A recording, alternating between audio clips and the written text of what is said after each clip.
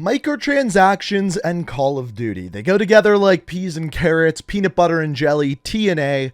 And in Call of Duty, this year's big thing is the Battle Pass. It's what everyone's talking about right now, and there's oddly a lot of controversy going around about the Battle Pass. And I wanted to make a video to simply clear it all up. In today's video, we're going to be going over the actual way that you earn tiers in the Battle Pass. I have heard everything from it taking 2 hours to earn tiers, to it being simply based off of playtime, to it being simply based off of XP, and none of that is 100% true. I'm going to go ahead and spoil it right now. It is not just based off of playtime. XP does come into play, but there's a bunch of caveats to do with that. So that is the first thing we're going to talk about in today's video. We're also going to be talking about how good this system is, and then finally talking about, is this consumer friendly or not? And by the end of this video, you should have a pretty good idea of the truth revolving around the Battle Pass and microtransactions within Modern Warfare. And there's actually quite a bit to talk about here,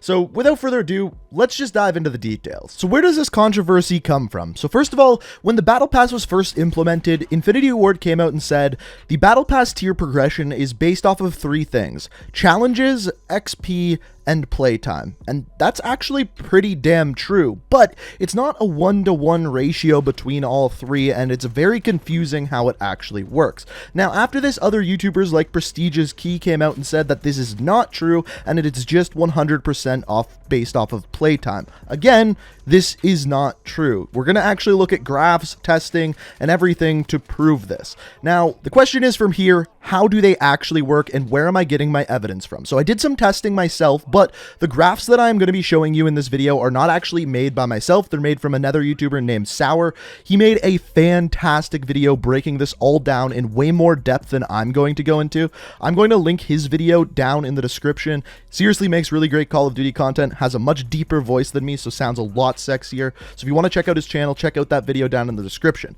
But this is the graph that he presented, and it's very, very telling. Basically, what this graph is showing is, based off of the amount of time played and the amount of XP earned, how fast do you get a Battle Pass tier? And essentially what this graph shows, if you look towards the top left of the graph, that is him doing nothing in game. If you do nothing, you just sit in there, don't get any kills, don't get any XP, you are going to earn a tier in about 50 minutes of playtime.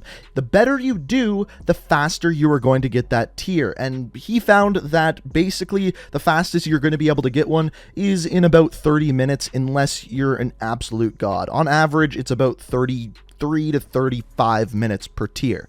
And this makes a lot of sense based off of what they were saying. There's a set rate that you can earn the tier, but XP is going to make it faster. And this includes challenges as well. So getting camos, completing officer challenges, completing daily challenges, all of that XP earned in there is going to make you earn Battle Pass tiers faster. Now, the reason why people are saying that this isn't true is for a couple of reasons. First of all, it's not a huge substantial amount. Even if you destroy in a game, the fastest you're going to earn a tier is around 30 minutes, which means there's not that big of a difference. It's a 20-minute differential between doing nothing and absolutely slaying. Now, the other controversy comes in with trials and double XP. So starting off with double XP, essentially, double XP does nothing towards your Battle Pass earn rate. Yes, you will earn XP faster, but you will still be earning Battle Pass tiers as if you did not have double XP on whatsoever. At this point, I'm not sure whether this is a glitch or this is what they intended upon introducing it to the game.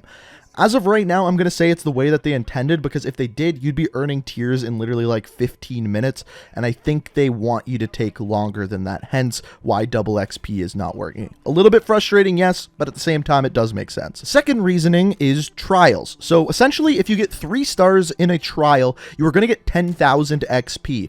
Pretty damn quickly at that. And you would assume, since you're earning XP extremely quickly, you would also be earning Battle Pass tiers extremely quickly. However, they implemented another system specifically for trials. And the way that it works is, no matter how well you do in the trial, it gives you 10% of a Battle Pass tier. Doesn't matter whether you get 3 stars or 0 stars, 10,000 XP or 0 XP, upon completing a trial, you get 10% of a Battle Pass tier. So yes, trials are a great way to rank up. However, they don't work as a 1-to-1 ratio with your Battle Pass tiers.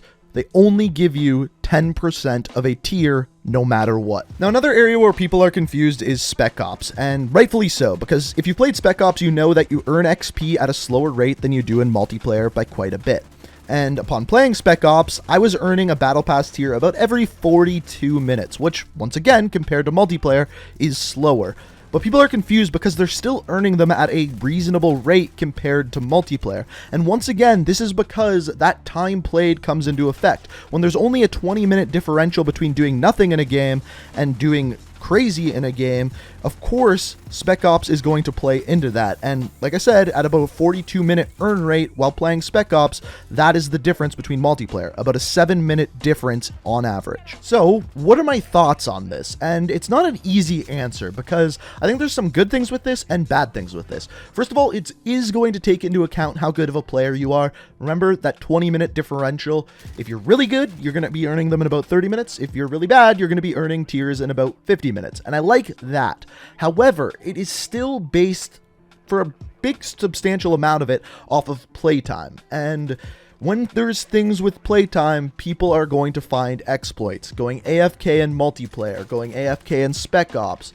And of course, that's a problem. It really ruins the game. You may remember back in Call of Duty World War II when things were based off of playtime, people would just go and gun game and not move whatsoever and be earning different things, different tiers, different challenges, different supply drops in that case. And as far as that's concerned, it does ruin the game. I don't think there's really a good way to make a system off of playtime because people are just gonna find a way to exploit it no matter what. And some people are gonna say, oh, well, that's just the people playing the game. But yeah, when things are designed for that, people are always going to exploit it. When there's an overpowered gun, people are always going to use it. That's something on the developer end that they need to look at and find ways to get around it, like kicking people who are AFK or finding better ways to kick people who are AFK, which if you're playing Modern Warfare, that's half the people camping in the game, it seems like. So then there's the second part to look at, and this is how consumer-friendly this system actually is. And I can't believe that people are complaining about this. If you don't like this system, I want you to leave a comment down below explaining in depth as to why. I really want to know. And I'm sure there's some good reasons out there, and that's why I'm asking people to do this. But compared to everything we've seen before, it is not even close. This system is really damn good.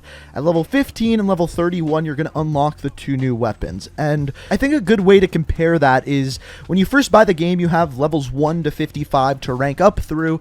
And on those different levels, you're going to unlock different weapons. The AK-47 later, the MP7 later. And this is as if you're unlocking weapons at level 15 and level 31. It is very, very similar to that. And I didn't even mention, it's free. You do not have to buy the Battle Pass to get the game-changing items that are the weapons.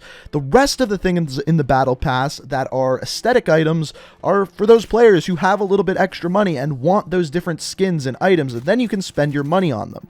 As far as how long it's going to take to complete the entire Battle Pass, you're looking at between 100 hours and about 50 hours if you're a better player. And is that a longer period of time? Yes, but once again, this is for players to come back, play, kind of complete it all. And a lot of people are saying that, oh, this is now like a job, but any game you could say that about. If you're playing Skyrim and you want better weapons, you got to put in the time, complete the missions, and eventually you're going to get those better weapons. Video games are designed to take up your time, no matter what game you are playing. And if you're not enjoying your time playing that game, don't complain and throw a fit. Simply don't play that game. Now, I do think there's some ways to improve it, and I'm curious to see if they actually end up implementing some of these. Daily challenges that reward you Battle Pass tiers, I think, would be fantastic. It would speed up that process, and at the same time, give you a different way of playing the game. And yes, other games, including Fortnite, do this with their Battle Pass. You have to do specific things in-game, use specific weapons, land in certain areas, and in doing so, upon completing that challenge, you get a Battle Pass tier. And it's going to take that 100 to 50 hours to complete, and maybe drop that down to 30 to 70 hours and take less time. And I think that would be a really great thing to add to this Battle Pass system that we see in Modern Warfare. Then there is the final thing, the thing that I honestly didn't want to address in this video, but I've seen so many comments talking about it: supply drops. I see comments, people asking for supply drops to come back, that this isn't as good as supply drops. And if you're one of those people saying that, I hate to tell you, but you're wrong. There has been years and years where people who play Call of Duty every single day have been asking for supply drops to be removed. They don't want a literal slot machine in their Call of Duty game, and it has finally happened, and to see those comments makes me want to reach through the screen and just slap you and say, smarten up.